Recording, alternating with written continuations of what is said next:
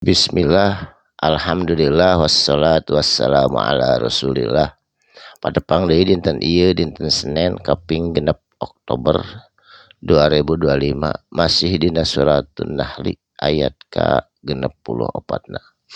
A'udzubillahi minasyaitonir rajim. Bismillahirrahmanirrahim.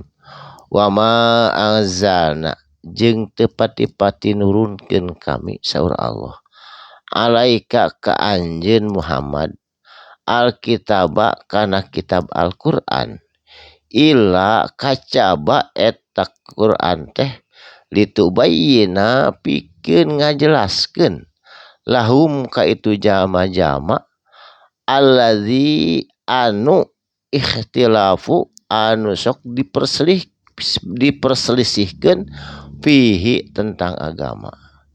Yahudi jeung Nasrani berselisih, sadayana oge seueur anu berselisih tentang agama tah ku Quran mah dijelaskeun yen aya penjelasanana dilebet. Naon deui Al-Qur'an teh kalebetna?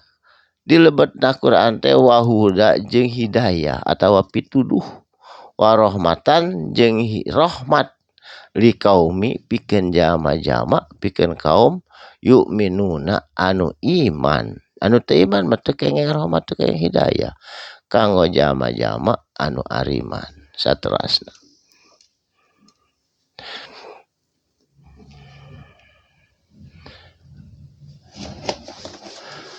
wallahu jeung ari Gusti Allah anzala tos nurunkeun Allah minas samai ti luhur langit maang tegesna cai hujan fa ahya mangka disuburkeun ditumbuhkeun hirup bihi ku eta cai hujan al ardo dina muka bumi. Jadi muka bumi teh jadi hirupna teh ku cai hujan ba'da mautiha saatosna atawa sabadana mautiha gersang eta bumi teu tumbuh nanaon cur bacai hujan langsung tararumbuh di mana-mana. Inna fi zalika sanyana dina ieu kejadian la ayatan eta teh sapalihna tanda-tanda kekuasaan Allah liqaumin pikeun jalma-jalma yasmauna anu hoyong nguping jalma kana penjelasan Al-Qur'an. Saterasna wa inna lakum jeung sanyana pikeun anjeun fil an'ami di muka bumi teh aya naon deui fil an'ami dina binatang ternak sasatawan anu diingu la ibrotan eta teh aya hiji pelajaran pikeun anjeun lamun ditaliti tina eta binatang ternak. Naon nusqikum bakal di mere ka anjeun naon mere ka anjeun teh minuman mima tina naon perkara fi butunihi nu aya dina jero beuteung eta ternak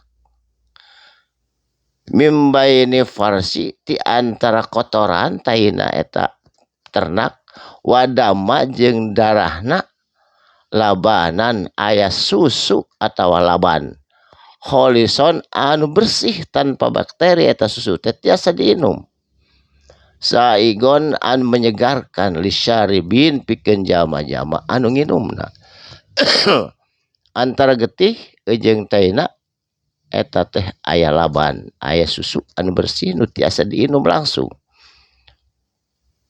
Wa min samaroti jeung tina naon deui nu jadi pelajaran teh tina samaroti tina bubuahan nu aya di muka bumi.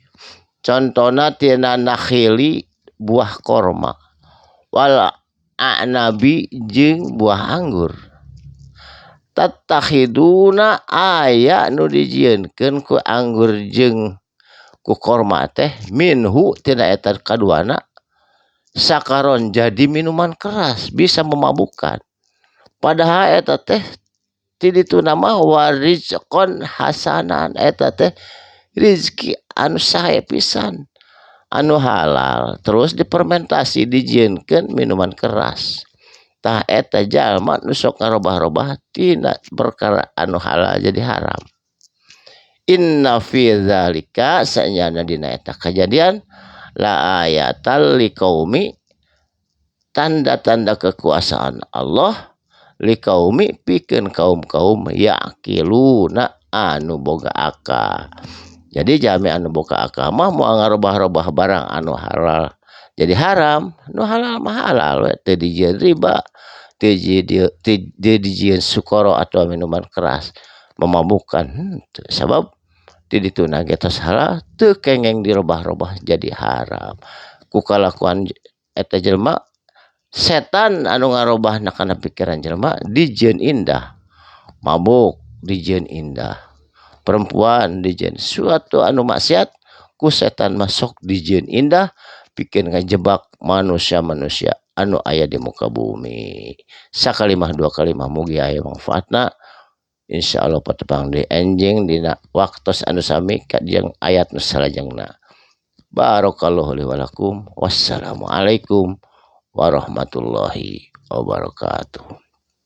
Nadapi doana pribados rada masih kana mareuh mah mugi asing enggal damar Allah nu ngadamangkeunana urang sadayana aya dina aya kayaan sehat wal afiat. Shadaqallahu. Wassalamualaikum warahmatullahi wabarakatuh.